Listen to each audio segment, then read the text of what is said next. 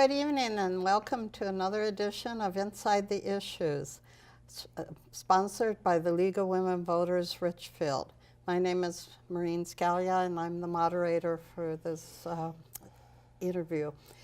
Tonight I'm very happy to have with me Lori Nelson, who is president of the Richfield Chamber of Commerce. In addition to being president, you're kind of the one that keeps everything going with the chamber too. Welcome to the show, and I thank you for taking your time. I know you probably have other things to do instead of being here tonight. But. I'm happy to be here, Maureen. Thank you for having me. Okay. I'm not sure about the keeping it going single-handedly, but thank you for the vote of confidence. Yes, I'm sure you can. Before we get to talking about the Richfield Chamber of Commerce specifically, I enjoy asking my guests kind of what roads led them to their positions. So how did you come to be president of the Richfield Chamber of Commerce? Well, and take your time. Okay, thank you. Well, actually, I had an interesting road, I think, relatively interesting and non-conventional to get to the chamber. My background is actually in law. I'm an attorney and by training, and I decided a long time ago that I really enjoyed politics and working with communities and organizations. I've been in organizational management for 20 years and also had a really strong interest in working with natural resources. So when I have a political science degree from St. Cloud State University, and then I went to Hamlin for law school, which of course you know is now merging or has merged with William Mitchell, so it's quite interesting. Yes. I'm very happy to be an alum there as well. And I got very interested in being an advocate. So I went to National Parks Conservation Association. I applied for a job there and got a job as a regional director for the Heartland region. So I had 12 states and 54 national parks that I worked with. Yeah, it was one of those things that you don't really, I didn't plan on it. That's what's so funny is that I didn't really plan on it. It just was an opportunity that came up, and I thought, wow, this would be very, very fun and interesting. My mother said to me, she was a teacher, and she said, don't tell people your job is fun. They'll think you don't work very hard. But it was an interest, you know, and I got to work at the state level. I got to work with legislation and trying to get appropriations for parks and all kinds of interesting things, setting national policy, you know, in terms, and I had a lawsuit that I was involved in that dealt, you know, if you're watching what's happening out at the National Wildlife Refuge in Oregon. Yes. I had a similar kind of situation that was out in, of all places, Nebraska in the Sandhills. So I was involved with a precedent-setting lawsuit there that looked at local control issues. So it was one of those things, and here I was, you know, just a snot-nosed 20-year-old kid, you know, 20-something, and kind of built up my experience there, and came back to Minnesota, and ended up at Friends of the Minnesota Valley working. I couldn't get away from federal public lands. Yes. So I went from working with national parks to national wildlife refuges and cleanup of Minnesota River. So I was with Friends of the Minnesota Valley for 12 years, and felt like, you know, I was happy to leave my mark there working in the Minnesota River Valley. If you've seen, like last year, the buffer legislation that Governor Dayton was promoting and bringing the ag community together with, or trying to bring the ag community together with conservationists and the agencies. That was something that I would have worked on had I still been there. And I left there in 2014, started my own consulting business. And oh boy, I worked with national parks again. I was raising some money for the World Ranger Congress with the Association of National Park Rangers. And they've got that, it's the centennial of the National Park Service in 1916. And so they're celebrating that with a big get-together out in Estes Park, Colorado.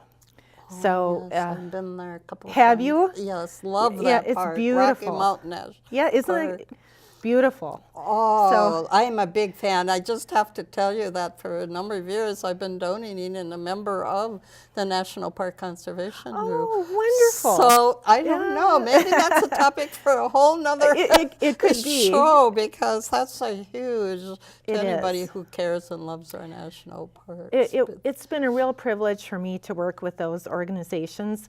And when I left, I decided that, I had a background in fundraising and organizational management and strategic planning, and I thought, well, what am I going to do with the rest of my life? And I had a friend, Michelle Swanson, and she's a community relations vice president for Xcel Energy. Oh. And I said, gee, I think I might like to try something a little bit different and work with some businesses. And she said, what about the chambers? And there were, and there were 3 Chamber of Commerce openings. I won't say the other 2. Well, that's okay. And talked to the Richfield Chamber, and at the time the chair was Ann Schultz with Linden Hills Florist. Yes. And familiar with Ann? Yes, she was on the show a year Oh, or 2 wonderful. ago. I can't remember Wonderful. exactly. Yeah, she and Laura Barrett from Barrett Lawn Care. Yes. And Jason Kriegel from the Minnesota College of Business. And I just felt an immediate affinity with them and with the mission of the chamber. We talked a lot about how we would get members involved and working with members and having events for members so that they could network. And so again, it was coming into an organization and helping move it forward. And there were some very good presidents that preceded me. Yes. And prior to my coming there, Angie Schaefbauer had been there for a couple of years. Yeah. And then for quite a few years, Steve Lindgren had been. For many years, yeah, yes. It's kind of an institution in Richfield. Yes. Although I hate to out him, he's now moved to Bloomington. Oh, sorry, no? Steve. But yeah. I must have missed that. Still, I'm on Facebook with him. So oh, okay. But he's still been very active. And both he and Angie were helpful when I came in. And the way I'm looking at it, the things that I bring to that position include the work that I had done with membership organizations. Like when I was with the Friends, sure. I had tripled the organization's membership within 5 years. Wow. So, yeah, and it's a little bit different methods, but the same kind of concept is you're working with a group of people and you want to find those that have the connection and can use the services of the organization, and just ferreting that out and telling them about the organization. Well, and I can see a constant factor through all of this, I think, and that is people skills. Obviously, every single one of your quote-unquote little careers within yes. these organizations has obviously involved people skills, and that's probably going to play a big factor with the chamber again. I believe that you're right. At least I hope so. That I have been told that, yeah. I really enjoy working with people. And probably one of the reasons, no offense to my colleagues in the legal community, but just was very interested in policy and working with communities. And with Richfield's a wonderful community. Even though it's not personally my home, I live in Woodbury. Oh, okay. But it's, I guess, my adopted community, and I've done that quite a few times in the past, where you just get to know people and who are the movers and shakers and what's the feeling of the community. And Richfield is like a small town within, yeah, you were going to say that, weren't you? It's got its own feel. It's a very welcoming community. It's a very close-knit community, and it's got a lot of advantages that even some of its surrounding neighbors don't have. Well, and I think with all the work on commissions, League of Women Voters, the things that I've done have really convinced me that it is a small town feel compared to the giants on both sides, and actually even a third side. Edina is much more populous than Richfield in terms yes. of population and size. So I really do feel that in Richfield, be it volunteer, be it business, even kids in school have a better chance of making a mark because it's not gigantic. And you don't get lost. Exactly. Yeah. Mm-hmm. Exactly. There is a lot of, and it's funny you mentioned the schools, Maureen, because that's something that the Chamber is very proud to be a partner with the local school district. And we just recently kicked off an initiative with a DECA program at the Richfield High School. That was one of the oh, you were going to mention that? But that's okay. It's perfect to come up now. So tell us about the connection with DECA. Maybe we better tell our audience what DECA is first. Many oh, don't boy, know. I knew you were going to ask that. I know it's kind of Club. It is. Oh, I can describe what it is, but I wasn't going to do the acronym well. Sorry, Dean. Dean No, Brewer's I think DECA is good enough for okay, good. our Okay, audience. there are people watching who will know and say, Yes, they're, yes. they're just kind of telling me from their seats, like, you dummy, you get that. No, it's actually a business-oriented program within the high schools, working with students to prepare them for working in the business world, to get direct experience working with local businesses. Would be sort of like an internship in a way. And they also network and do programs nationally with other groups, from other schools, multiple states, and they learn from each other. The thing that we are doing, that the Richfield Chamber is doing, is we've got a couple of different programs that we're kind of jump-starting with the DECA program. And I got to give a big shout out to Dean Brewer, who is the director of the program at the high school. At the yeah, high school. he was the one that really put a lot of effort in to educate myself and some of the board members about what the program was all about and some of the opportunities that we might have. So we're we're going to be jump-starting a Breakfast with a Business program. So we're going to bring students in, have local, chamber members, hopefully, and other businesses sponsor a breakfast to talk about what they do, and the students can then learn, what is going on with local businesses and how they can perhaps one day, become part of the employment in the community. Obviously there's issues with students leaving, their hometowns. So that's something that we're very proud of. And then we have a workplace readiness certification program that we're going to start, which will then work to, we would actually sponsor that. And the training would be that when these kids come out of the program, then they are basically certified as being qualified and ready to work with local businesses. And we've got one that's actually going to be working with hospitality. Yes. And The what local a good hotels.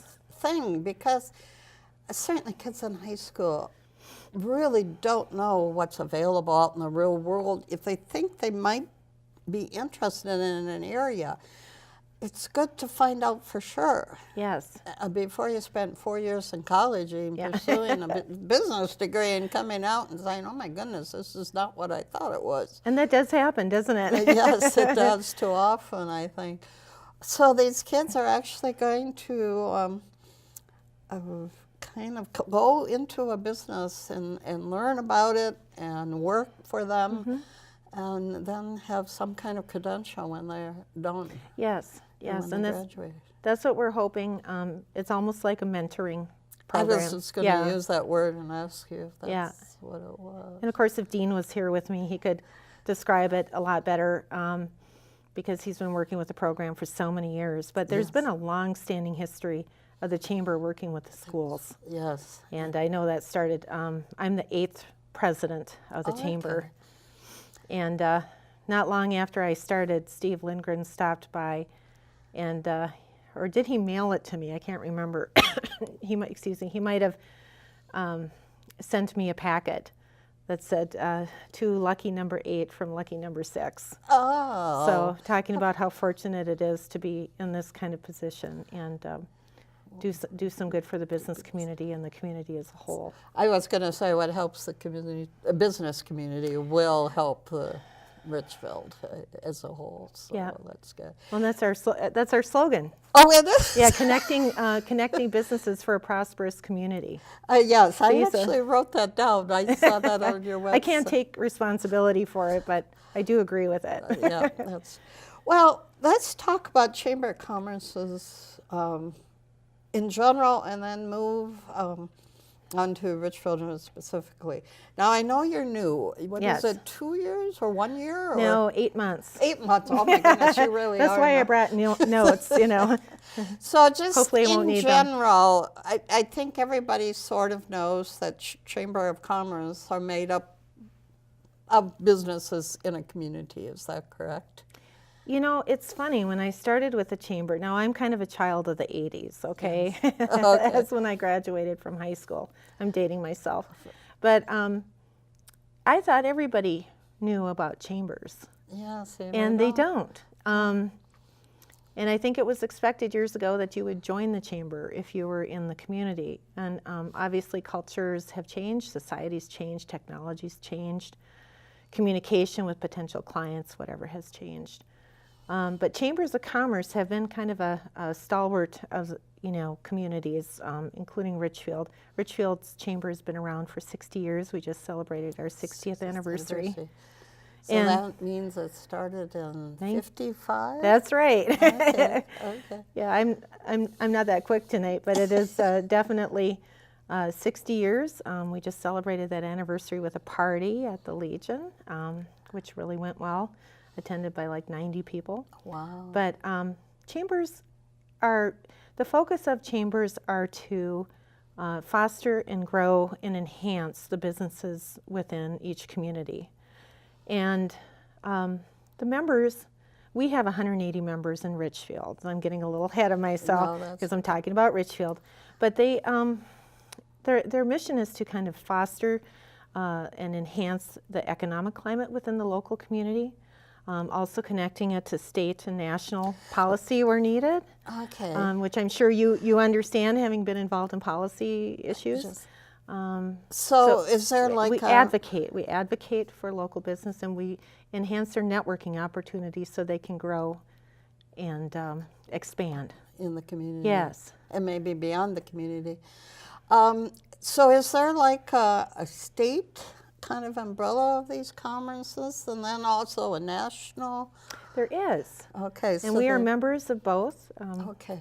The Minnesota Chamber of Commerce and also the U.S. Chamber of Commerce is something that we also, are involved with. It's kind of funny. It's a small world. Doug Loon just became the new president of the Minnesota Chamber. David Olson, the previous president, had been ill and unfortunately passed away. But it's a small world because Doug's sister actually was someone that I worked with when I was at Friends of the Minnesota Valley. So it's a very small world, but he'll do a fabulous job. And we have different issues. As a member, it's good for the local chamber representatives to network with. We have like the Association of Chamber of Commerce Executives, ACCE, and then we have like the Midwest Chamber of Commerce Executives, and we have the Minnesota Chamber. And it's really good. There's slightly different issues, but we're all kind of connected. And as the local chamber president, obviously my issues are going to be much more locally oriented. And my focus is going to probably be on the city council and the mayor much more than it's going to be, on our senators or, legislative. Yeah. Although I do have a background in lobbying as well, so I have an interest. I know. I'm sure you'll be talking to our representatives. I'm sure. And I suppose a small town chamber in northwest Minnesota is not going to quite have the same issues as a first-ring suburb of a large metro area. You're right. But some of it would be the same, some of it would not. That is true. There are trends. And, as an executive for the chamber, I try to keep up on the trends. There have been a lot of studies that have been done. And I think it was, I better not say. I can't remember. I remember reading some things about changes. I don't recall the organization. I apologize. But I remember reading some things about how chambers have to adapt to the expectations of millennials. Yes. And so as the demographics change, within society, we have to address the needs and desires and interests of our new demographic. Yes, and I think those millennials are going to make a big change. In some ways, maybe as much as some of us baby boomers did. Yes. It's a new world out there. Yeah. And they need to be given their chance. And they just do. Like we did. I keep saying, and I'm sure this involves, as you plan and look to the future, I've said it on the Planning Commission and the Transportation Commission, that we are not planning for our world, the world of my generation. We are planning for 2 generations ahead. And, that's the focus, I think, of most organizations have to look to the future, because that's where the needs and the demands Yes. will be, Yeah, I agree. and the with you. expectations will be. So, Very insightful, Maureen. Yes, yeah, and I'm sure the chamber is doing that too, wondering what these youngsters are up to. Oh, yes. Well, and I think that's part of it, is getting those people involved in the local chamber. And some of the ways that we do that is we try to segueing, Yeah. if that's okay. Yeah. But we try to get some of the younger members involved in, say, our committees that we have, or teams. Committee's kind of an outdated term now, but we have different teams that look at different issues like membership, and when we have events and other things, communications, government relations. Chambers can have any number of committees. That's a way of getting some of those young people involved. And then also with our ambassador program. Our ambassadors are kind of, we have our board of directors, and we have 12 members on our board. Yeah, talk a little, before we go to the ambassadors, Sure. talk a little bit about the board and who makes that up, and how do we get boards from the membership, and so on and so Oh, forth. yes. Well, our Richfield Chamber Board has 12, if I'm doing my math right. I hope nobody comes up to me and says, Lori, you screwed that up. We just lost 2 members, but we're adding 3. We had 11, so now we have 12. Oh.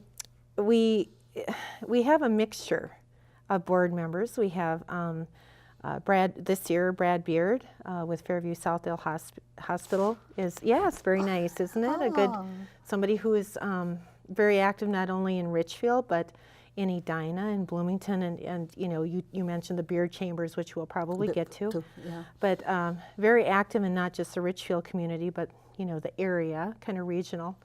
And we have our past chair. I keep wanting to say president, because at my last place it was president. Yes. But our past chair, Ann Schultz with Linden Hills Florist.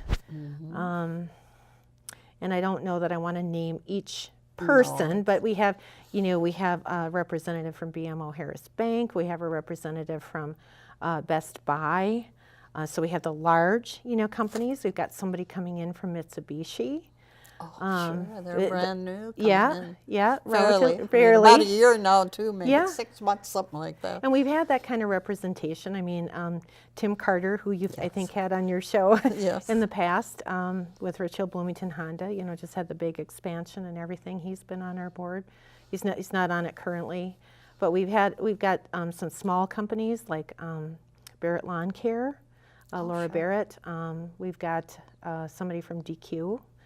So it's a nice mixture of, and Jennifer Bornholt, she just went off the board, but she was with Hub Jewelers. And so I was going to say that was 2 years ago. Yeah, okay. So we kind of have that mixture.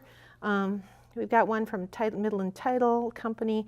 It's a nice mixture of kind of the smaller or moderately sized businesses, and maybe a couple of the larger ones, which actually represents the demographic of our businesses in Richfield. Yeah. Yep, from those kind of small, almost one-person business or one couple business to the very large, like Best Buy. That is a good mix. And I personally was very happy when U.S. Bank came in too there. Yes. That was, I think some of us in Richfield kind of patted us on our backs. Yeah, you've had a couple of major coups over the years. Yes, yeah. And Steve has told me some of those stories as well. And Richfield is really continuing to thrive. There's opportunity for redevelopment. Yes, where does the chamber see some of that coming? Well, if you're able to speak yes. to it, maybe you're not able to speak. Well, yes, I am. Maybe not as well as some others, but definitely just because of the lack of history. That's all I'm saying. But we've got some major redevelopment going on with that underpass, or we're expecting some major redevelopment. Talk a bit about okay. that. And maybe we should first stop and say what underpass we're talking yes, about. Right. Well, yeah, doesn't everybody know what underpass it is? The underpass. Cedar. It's Cedar Avenue or Highway 77. There's been a project in the works for probably 20 years, I understand, that would basically have extend 77th Street, and it would go underneath the Cedar. There's already kind of an extension there, but there would be a connection to the mall and to Minneapolis-St. Paul International Airport. So you would have, the community is hoping that that will spur some new businesses like hotels and restaurants and others to come in. A lot of the people we were talking about, like with Richfield Bloomington Honda and Mitsubishi, and there's an Audi dealership coming in, Menards, any of those larger businesses, along 77th would be very pleased, I think, to see that, come to fruition. Now it's got funding, that's a challenge. Isn't money always a challenge?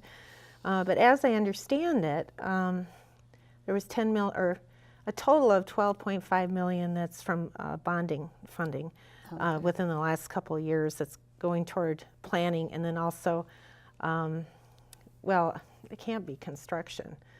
We got planning at $2.5 million and another $10 million in bonding funding to jumpstart this, but the city's got to raise 12 and a half. Yes. And through a variety of partners, whether it be through tax increment financing or working with Met Council. There are other partners, I'm sure, as well, and people like the city manager, Steve Devich, and Mayor Debbie Gattell could probably tell you a lot more about this than I do. Yes, and someday we'll have to do that because that's a big thing coming. It is a big thing, and I think, I hope I'm not speaking out of turn for Steve Devich, but he's been an excellent city manager. He was kind of ready to retire, some say, and is staying on, I think, largely to help lead this initiative. So, obviously we're going to do everything, the Chamber is going to do everything we can do to help support it. Yes. And a lot of us will be hoping at that because it's at least 20 years that's been talked about, since the 77th actually came in. And it's competitive. I mean, as you know, every lawmaker is pulling for their piece of that pie, and sometimes you just have to wait your turn in line before you get it. Sometimes 20 years. Sometimes it's 20 years, but I think everybody who uses that airport and everybody that goes to the mall has to think about the fact that what happens if there's a major action on 494 and people need to get to the airport or people need to go to the mall? I mean, well, didn't that just happen? And didn't that just happen? Yes, with the protest? With the protest and whatnot. Yeah, it's so important that there would be another route, both on the north and the south, if something ever happens to 494. So. Yeah, and I think that would relieve that congestion. So I mean, it isn't just benefiting Richfield; it's benefiting the surrounding communities and the state ultimately. And the state ultimately. So obviously, you know where I'm coming down on that issue. I do. But it is a good thing. Okay, so we've talked about the structure of the chamber, and you mentioned something, beer. Okay. Which initially I thought, oh, they're having a kind of a party and they're having beer tasting or something going on. But it really stands for Bloomington, Edina, Eden Prairie, and Richfield, correct? It does. So talk about beer. Well, yeah, and when I interviewed for the job, that was one of the things they were talking about, the interview committee, and well, we have these beer events. And I'm like, beer events? Yes. Really? Okay, this sounds like a fun place, And then they described it to me, and you're right, it stands for Bloomington, Edina, Eden Prairie, and Richfield. So we're the R in beer. It doesn't involve drinking beer, except I will say, now we've had the last 2 years, we've had beers with beers. So we add the Southwest Chamber to that regional chamber. This year we did. So it was beers with beers, but we had microbreweries and others come in, and we had like a little tasting contest. And that was just in December, first part of December. So I shouldn't say it doesn't involve beer, but one time a year.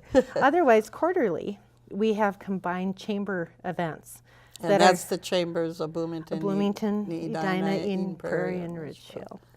And we, the nice thing about that is that we don't actually have a regional chamber, although Bloomington is part of Minneapolis Regional Chamber. Oh. So yeah, so they're affiliated with Minneapolis, but technically the other three are not really affiliated, including Richfield.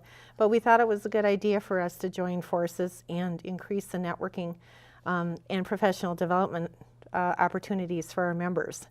And especially with Richfield, I feel like we especially benefit from that because we have a rather small membership and a rather smaller community in comparison to the other three. Yes. So that's a really good selling feature for the Richfield Chamber to be involved with beer. Yes. Yeah. And it's fun. And it's fun. Well, fun. you It's get good to speakers. know. I mean, I can see, the purpose of the Richfield Chamber is to foster and share things when they can, printing and advertising and marketing Yes. things. So if you can even expand it to that larger market, that's... It does. And we were just talking about how the world has changed, well, how business has changed. And, your business's geographic reach is now a lot larger than they might have been in the past. In terms of looking at potential clients or business-to-business opportunities. You can look, you look well beyond Richfield. Businesses will look beyond Richfield. Edina businesses will look beyond Edina, and it just seems like a natural fit to have those four chambers operating together to provide, the services for their members. Course, yeah. And it doesn't cost anymore. Well, and now I'm going to get to something, and I don't know, again, you can talk as much as you can on it, but the whole concept of the internet and internet sales, which can both help a business. We probably have some small online business only. I don't know if they're members of the Richfield, but there's that. Yes. And then also, though, there's competition because people will go and look at a Best Buy store, find what they want, and then go buy it cheaper on the internet, which, creates issues for the, the local store. How does the chamber address that, and how are they feeling about it too? Yeah, so you're talking about basically, the brick and mortar versus online. Obviously that affects a company like Best Buy, and I wish I had Gordon Vizecki here, who's on my board. He could speak about it much, more in depth in terms of that particular business. But I think there's still a place for service, and a lot of our businesses provide. They provide a product. Many of them do provide a product, but many of them provide services. We have financial advisors, we have chiropractors, we have restaurants and hotels. And excuse me, just got a little cold. Yeah.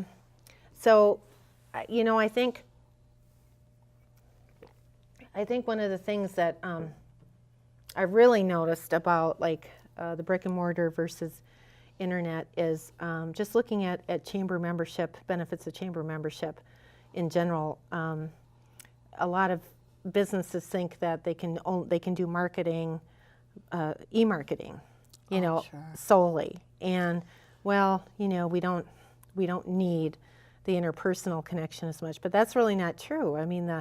There are studies that show that chamber members actually have a greater marketing advantage, a sense that they're more credible than non-chamber members, that their product is better. I actually have the figures, but I'm not going to. Nobody wants to hear. That might be interesting. Really? Yeah, I'd be interested in seeing that because. Let's just talk about that. Then. Because as I'm looking for a business, if they're a member of a chamber of commerce, I'm probably going to think they're more reputable than somebody who doesn't belong to anything. That's right. And you would be right. And I would probably be right. Well, it never occurred to me, but I guess I would. I actually copied this because, I'm sorry, folks, but I'm not going to remember all of these percentages. But it is really pretty compelling. So there was a study that was done, Maureen, in 2012 by the Shapiro Group. And what this group found, I believe this was for the Association of Chamber of Commerce Executives, I think. Yeah. Again, not. Or something like that. I think that was the organization that commissioned it. There's a 49% increase in consumer favorability ratings for a chamber member, 73% increase in consumer awareness of the business, 68% increase in its local reputation, as you were talking about, and an 80% increase in the likelihood that consumers will patronize the business in the future. So obviously there's a marketing advantage to being a member of the chamber. So we don't like to talk about dues, we like to talk about return on investment. Of course. And that's the language that the businesses speak. You know, dues sound like punitive or something, and return on investment gives that sort of cost-benefit analysis, and you're going to get ahead by joining the chamber. Yes. You've got a marketing advantage and a reputation advantage and a credibility advantage. You know, I think some of us do that almost unconsciously. You know, we see something, an ad or an event or like on the website, and oh, they're a member of the Richfield, and there's right away a favorable impression, and I can trust them. Yes. And that's what I think obviously is borne out. People feel the same way. And, you know, I think I'd be remiss if I didn't also mention that we, and my predecessor, Angie Schaefbauer, was an IT professional. And so one of the things she did is, you know, we also brought in an e-marketing firm, Minnesota Interactive, which is one of our partners. And we've really enhanced the Chamber's website and also the directory and the e-marketing. We have banner ads on the site. We allow members to post member-to-member deals and hot deals, and we do member spotlights. And our website, which is combined with the tourism board, but we get over 5,000 hits a month. So that's a lot. Yeah. You know, and I'm not, you know, oh yes, I'm putting in a plug for, you know, utilizing our e-communications, but, you know, we've got 3 emails that go out a week. If a business decides to sponsor an email banner, they can get, you know, a little blurb about their business at the top of the email. It goes out through MailChimp, so it's a nice little graphic, and on the bottom there's another one. So you have lots of opportunity to kind of showcase yourself and get in front of those other members. Yes, and I also appreciate your calendar of events. Oh, From time to time, the league has put something on that, but oh yes, but it's not only just for us. I mean, it's for us to find out what's going on in Richfield, and you know, and it's kind of keeping up a little bit with what you're up to, but also keeping up with what other organizations that you help sponsor. I mean, even everything from, I know the wine tasting that the Richfield Foundation had was on your events calendar. Yes. And you know, it's a way for those that maybe don't really have much to do with the business community, really feel that they are participating in the community, and that's great. Well, I'd like to think so. Yes. So talk about the ambassador program and what the connection is and what they do and all of that. Okay. Well, ambassadors are what you might expect. They're ambassadors for the chamber. They kind of serve as a liaison between the chamber and the community, potential new members. Ours, we're kind of in a rebuilding mode because we had a few people leave, but that opened up some opportunities, as I talked about, maybe bringing in some younger members, a way to develop the leadership in the chamber, you know, and looking at succession.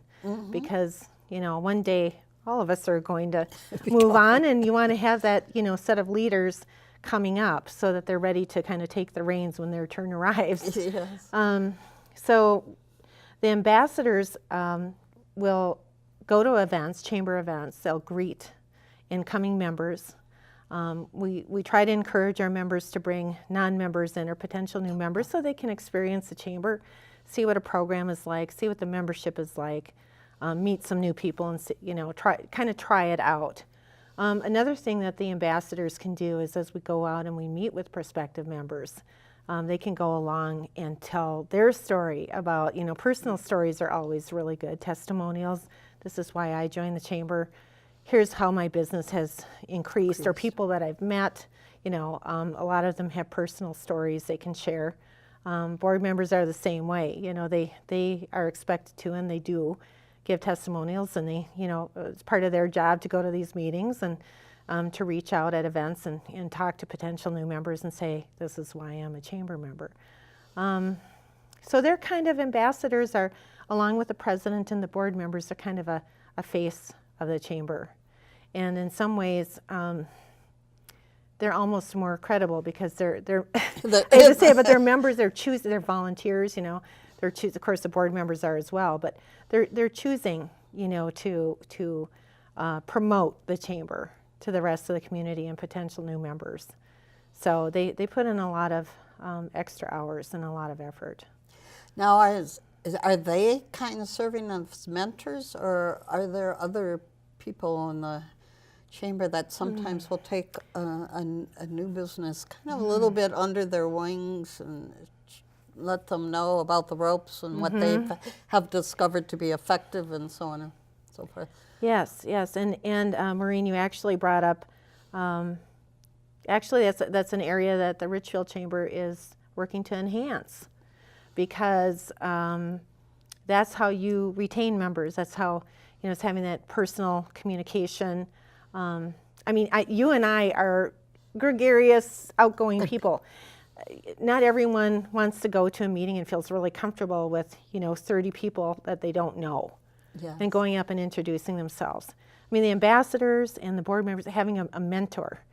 And that's something that we are now doing that we didn't really do as much in the past. So we've started making sure that those new members are called upon by the chair, and that when they go to events that there's someone who can kind of you know, go up and talk to them and make them feel welcome and talk to them about how they can take advantage of chamber membership. And we also have that, by the way, when a new member joins, or even with the renewals, because people need reminders. Yes. They get their decal. You know, everybody likes the little decal. And when I first started, I forgot to send the decals. It's like, where's my decal? I was like, oh, well, that's kind of a no-brainer. So I had to send, you know, so a little more on our postage budget.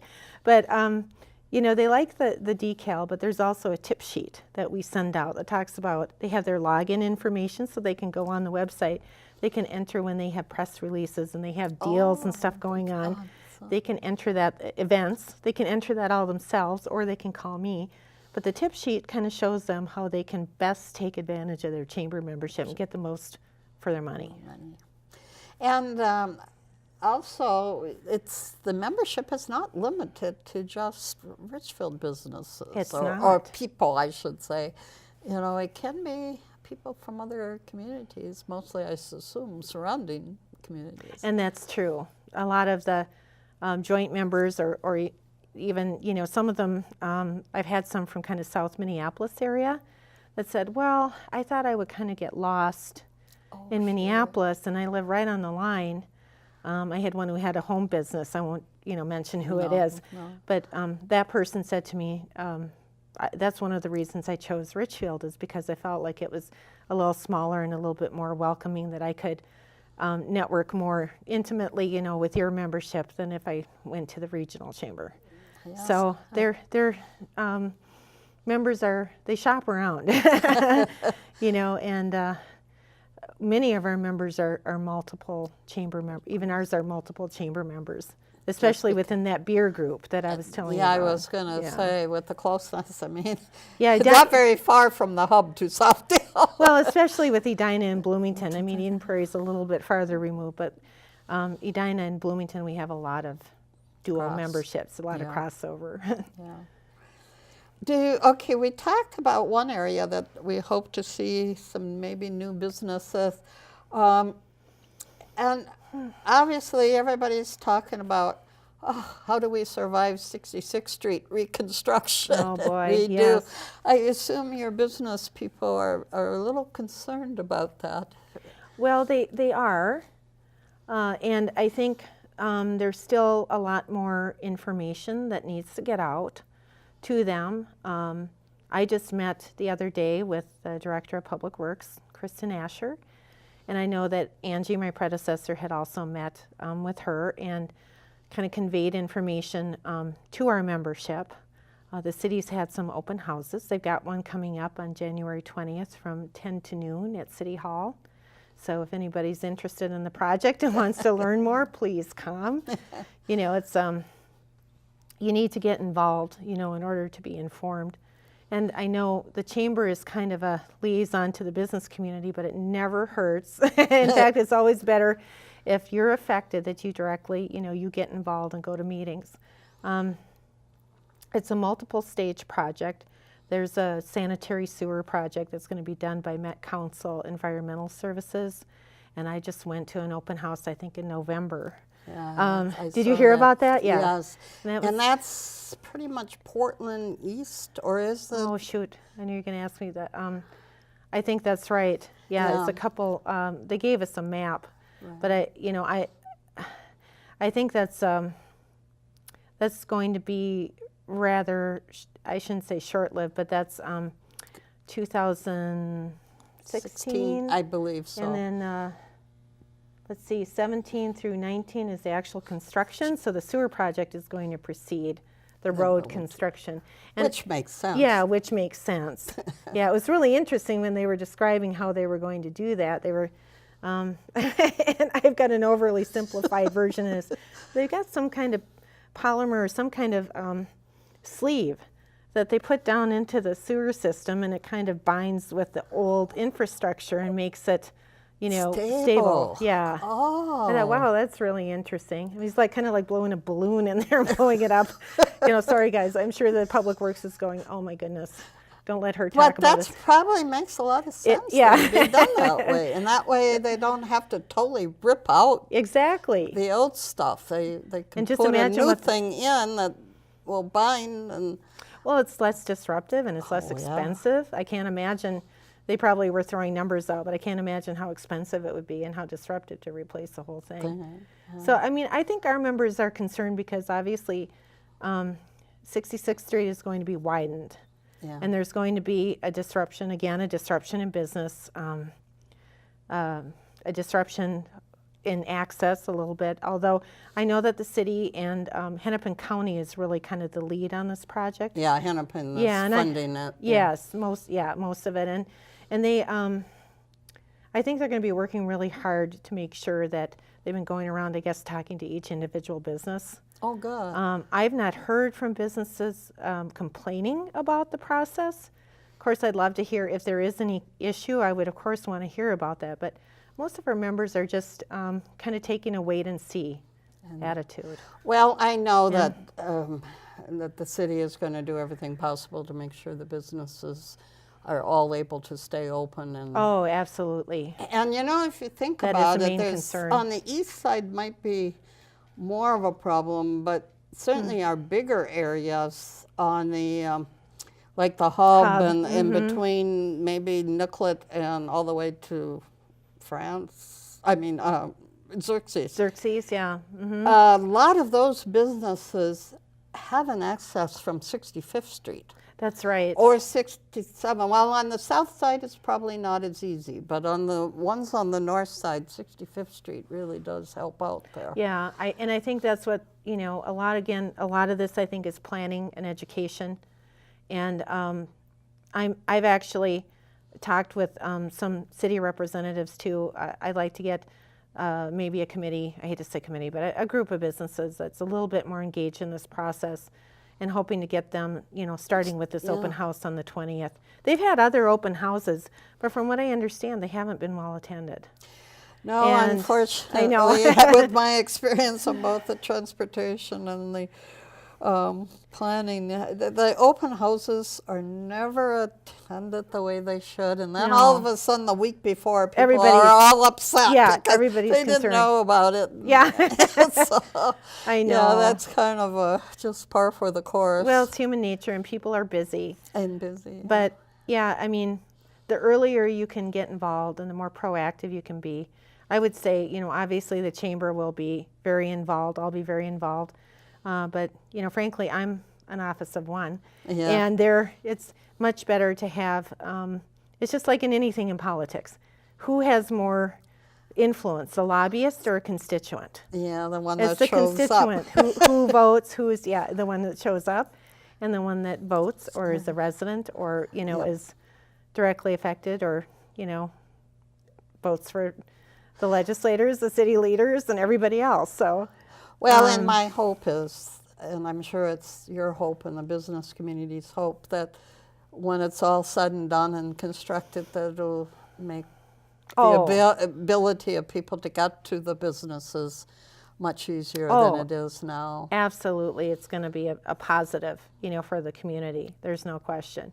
And they're putting in roundabouts. You probably knew that. Yes, I knew That'll that. take a little getting used to, I think, for some drivers. But, I think there are plenty of roundabouts in the metro area now that's not really a novelty like it used to be. No. And it has been shown that they are safer. They're definitely safer. People don't like to slow down for the roundabout, but that's a part of the safety. That's part of the safety. But it also means that Excuse me. maybe if you're going a little slower, you have a little more time to think and say, oh yeah, somebody's birthday's coming up. I should stop in at the Hub Hub, Jewelers, yeah.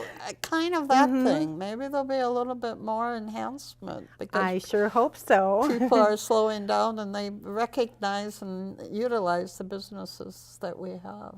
And we do have, the nice thing that I've noticed about Richfield is you get, as an example, Hub Jewelers you talk about, is that personal